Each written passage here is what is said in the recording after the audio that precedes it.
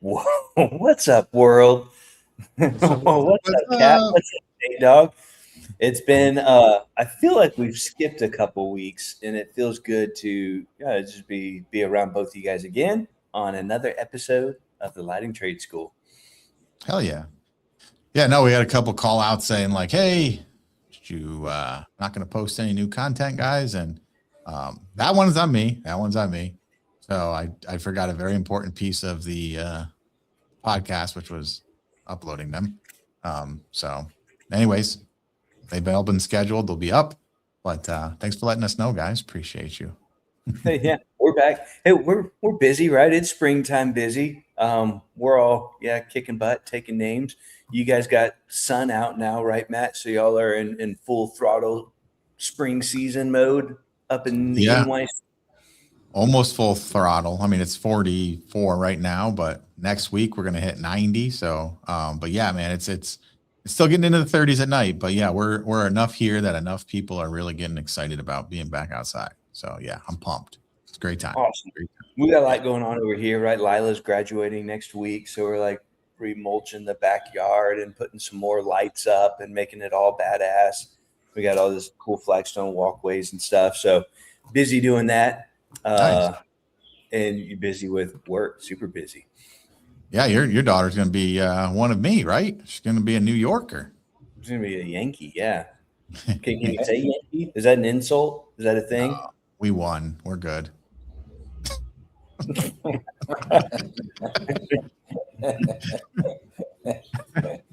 Uh, So today, what are we're talking about just on the Illuminati Lounge call, right? Just kind of the process of meeting a customer and doing a daytime walkthrough. And I yeah, think we're and we were kind continuing. of talking. Oh, sorry, I'm interrupting you anyway. Right, like I was like, hey, let's chat about it on the podcast for the guys who couldn't make the call or the guys who aren't even in the Illuminati Lounge because I don't know, they don't have $47 to join maybe for the month, but we all have kind of different processes, and I think it's fun to kind of see it. But we're all centered around the same thing, but we have different. My style doesn't work for Shane. Shane's style doesn't work for me, and Nate's style doesn't work for you. So, but when you pull it and you see the whole thing happening, you can take it and make it your own while following those same fundamentals, right?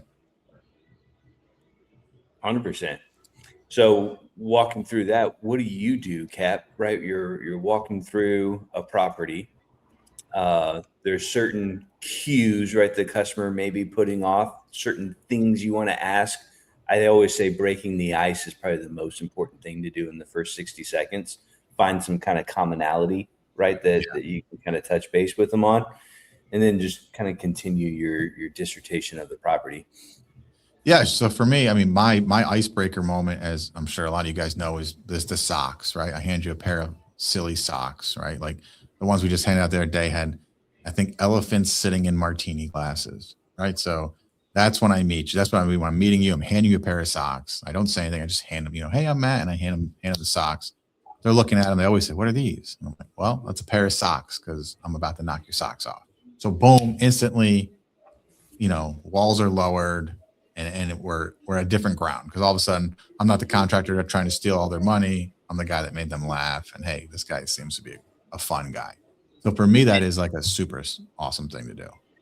And you do that just on a cold lead, right? I mean, you Oh, yeah. might not even sell them. They might only want $800 in lights, so you don't even really know. You just throw them a pair of socks and Yeah, the blast them. socks are what, $2 a piece or something. I mean, it's more about the branding. I doubt anyone ever actually wears them. Maybe they do. I guess I've never followed up with people and said, "Hey, you wearing those socks?" But the thing it's a one. It goes to the tagline of "We'll knock your socks off," so it's super easy, and it's so ridiculous that the contractor's first thing he does is hand you a pair of socks. So it throws you. If you ever heard like the banana peel or the banana in the room, the T-Rex in the room, right? The disruptorsaurus, something to throw off their normal thinking. Because a client, when a contractor comes, they're like, this guy is going to try to rob me and take all my money. And the contractor's like, I want to get as much money as possible. So there's this huge tension where everyone's walls are up when you first meet the person. As soon as you get them down and you both become just people, looking to do nice things at the house, things change. And the socks really help for me on that. Yeah. So a question, Matt. I think that's one of the smartest things I've ever heard anybody do as an icebreaker opening deal. Did the socks come first, or did Barefoot Lighting come first? Barefoot Lighting came first, and tagline just came with it. Like, we're joking now because we have the feet, but now that I got like a little Harry Potter lightning bolt scar on my left foot, so I'm thinking we got to change the logo to have a little lightning bolt there.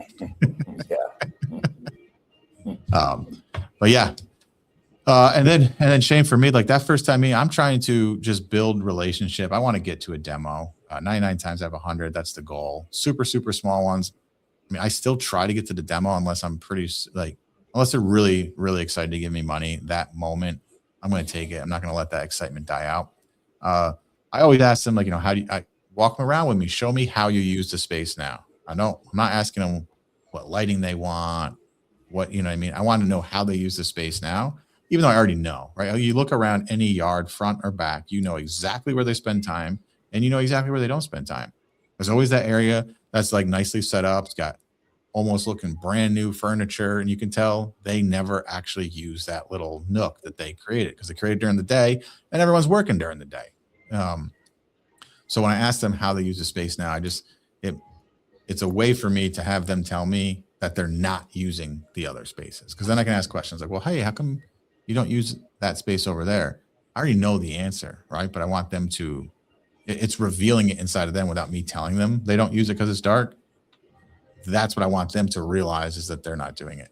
And so my question is try to focus on, the change that's going to happen with lighting, not on exactly what I'm going to do. Like, I don't do a big dissertation. I give them some knowledge so they know, like, this guy's legit, knows what he's talking about. But yeah, it's like, hey, is this where you smoke your cigar and have your cocktails? And they'll tell you, like, oh no, it's over there. So you can really have good conversations based on that. I always bring up sidewalks. I always make jokes about how you must, hate your in-laws, and that's why you can't see the sidewalk and things like that. So I'm making these things that we're becoming more known to each other, because people like to do business with people they like, right? People buy from people, they don't buy from businesses.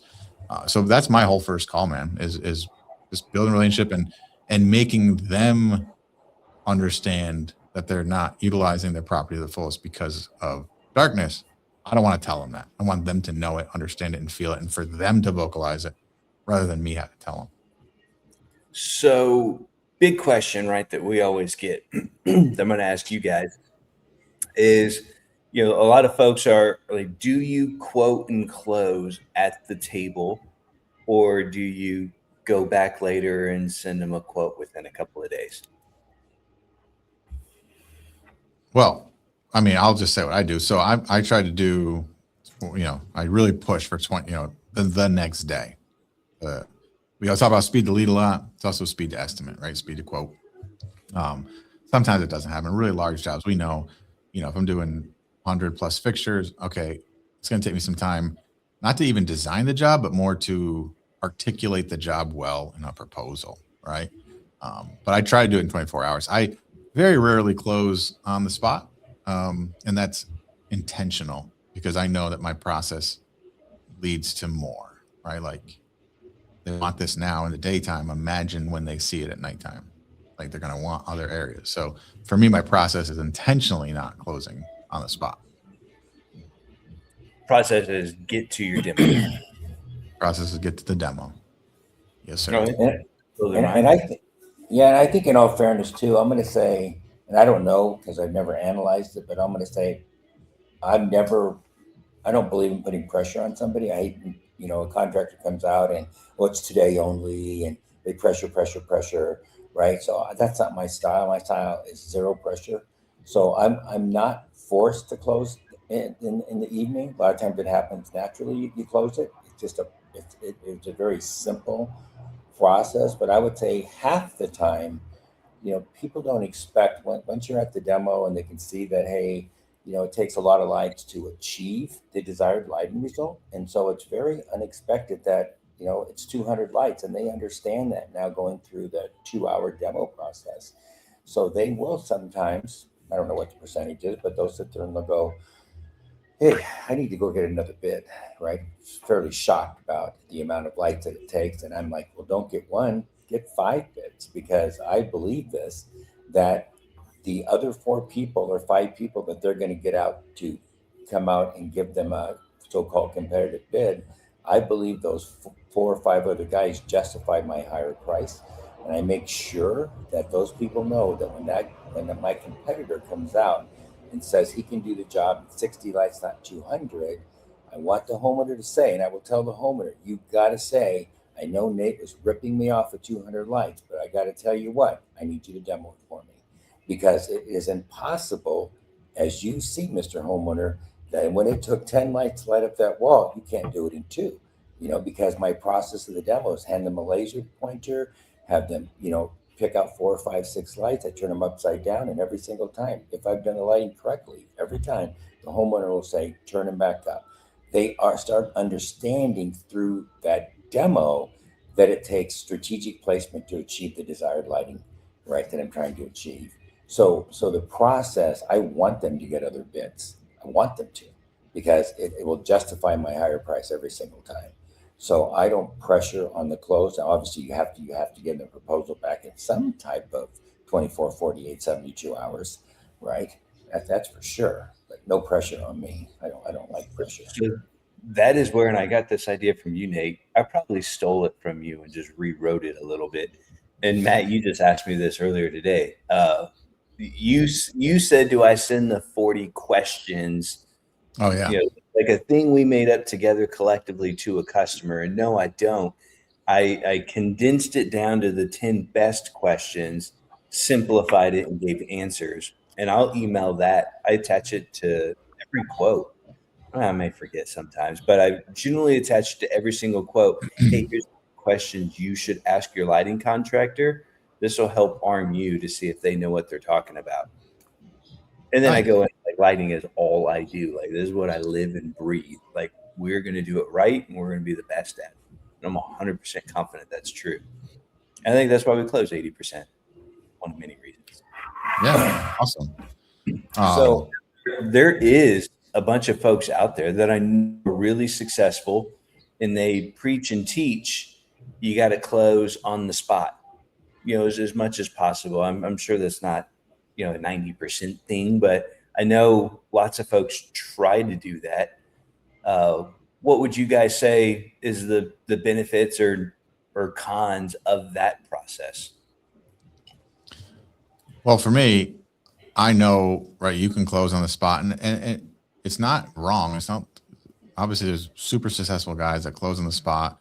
You got to have your husband and wife here. It's old school sales, right? Like, I mean, those are a method because they work, and they've worked for the history of people, right? And some guys can, really pull different things, articulate it well, and they can close on a spot. But for me, when you close on a spot, like, I literally tell people on larger jobs, it's not going to be a thoughtful design if I give you a price right now here on the spot. Like, impossible, right? Like, there's no way with me walking your property for a half hour, if I know if you need 100 fixtures or 113 fixtures, or if you need 200 fixtures. If I want to do my job of giving you a thoughtful design and give you a full potential, right, I need to go back and actually spend time articulating it and putting it into buckets for you. That's me. I don't know I don't even know if Nate could walk on a property that, like, we went to California and did his neighbor's house, and this guy basically had all 4 sides were basically super usable outdoor spaces. Walking onto that, yeah, you could give him a ballpark range, but to, actually give him a full final number, I don't know. I don't think that you can give that a very thoughtful answer. I mean, Nate, tell me I'm wrong. I mean, you just did it to that neighbor, right? I mean, I'm sure you knew hey, I know this is going to be like maybe $50,000, $60,000 job just because, you've done enough that your neighborhood. But I mean, could you articulate everything you're going to do in that first, 15 to 20 minute daytime walkthrough? So I think it's a fair statement that, when you're going to install, a couple, certainly not 20 lights, but certainly 100, 120, 200 lights, we know, probably based upon experience, that the house is going to take 160 to 200, right? 180 to 200, right? And so if the homeowner is telling me, Nate, I believe in you, you're my guy, don't care, right? I don't care what it is, right? I will give them potentially not to exceed, okay? And I will tell them, hey, it's not going to exceed more than 50,000 bucks, right? And I'll make sure that regardless of fixture count, it doesn't exceed that. So now I give them a ceiling. They like that a lot of times. But I do know for sure that, the honest answer is, yeah, I need to come back in the daytime. I need to take 2 or 3 hours, right, to put an accurate design together. Now, a lot of times, if I don't have to do that, I tell them that in the process of being there over 7 or 8 days, I'm going to come up with the final design. So that helps me. So I don't have to be out here 7 or 8 hours in the real design. So I don't think there's any rules to this. I think getting back to the initial question about closing on the spot, I do know companies that do that. And for the most part, I think some of these companies, I know one company that's $100 million company, and they never follow up. If they don't close, they don't even follow up and call them back. And the reason they do that is because they get double the price. So they're very forceful in the close. They try to hard sell them because when that customer goes out and shops, they never get the job because they're twice as high as anybody else. So that's not my style, right? So yeah, good for them, right? But it's not my style to go those hard closes, right? I hate that, so I'm under, and that's why I like about the demo. So my process is 100%. I mean, anybody can close a 20 light job, but I know that 20 light job potentially could be 200. So I let them know that, one, I have an obligation to show them how their home can be well lit and all the other wonderful things, right? So, but the process is no obligation. There's no pressure. They can make a great decision. They can see it with their own eyes. They can remove lights. They can add lights. They can actually see what I'm talking about. Zero pressure, right? Like you said earlier, Shane, you take a deposit, you give the deposit back that night to them if they hate what you do. And of course, we know no one hates what we do. So my process, I think, wraps around some fundamental basics that are in my mind, top of my head, no matter what. One, I have an obligation to show them what I think. I really don't want to hear what they say. That's not me. I don't care what they say. I don't want to talk about preconceived ideas. I want to make sure that they understand that I'm a lighting artist. I'm a lighting designer. I don't just install fixtures, right, for the sake of placing a fixture, forward lighting, maybe their house. I let them know that I approach lighting in my own style, and I create separation with that style because of my lighting designs. I make sure I get excited myself personally. I get them excited because I will change their life. And I make sure they understand that I'm going to change their life. I'm going to change their family style, usability of space. I make sure that they understand that I'm an outdoor living expert. I move stuff around. I come up with great ideas. I go inside their house. I make sure if they have balconies, they're going to view their home at night in a totally different light, if you will, from elevation, which is mind-blowing. People don't understand the different dramatic effect that it has when you look down on your property. It's just mind-blowing how that works. It just is. Right? I'm going to change your life. Y'all's life is about to be life forever. Yeah, forever. It's true. And you have to believe it. Opens up a huge area for them, right? They'll use their space more. And you have to believe it. You can't just say words for saying words. You can't memorize this. It's not a script, right? It just flows because you believe it, right? And they know that you believe it. And Matt said, you read any book on sales, the number one thing is, and Matt said it already today, it's likability, right? People don't buy from their enemy, they buy from their friends, right? They buy from somebody they like. And that's another reason why I like the demo. The demo not only sells the job, but it just builds more relationship. Some of my clients, like, I'm super low pressure, maybe I need to be a little bit more pressured, honestly. But I know if I've done my job, if it's in the budget for them now and whatever part of their life they're in, that I'm going to be the right choice. Like, if I've done my job, and it's, I know sometimes it takes a couple of years for those people to close, but I just follow up with them. Hey, just checking in. But that's because I'm super low pressure, but they also end up really, really liking me. because I'm not what they expect when they think of a contractor or they think of a sales guy, right? I need both decision makers. I hate when they tell me that. Motherfucker, get the fuck out of here. You're not getting both. I'm the decision maker, period. You know, you can't win me over. You don't get a shot at anybody else.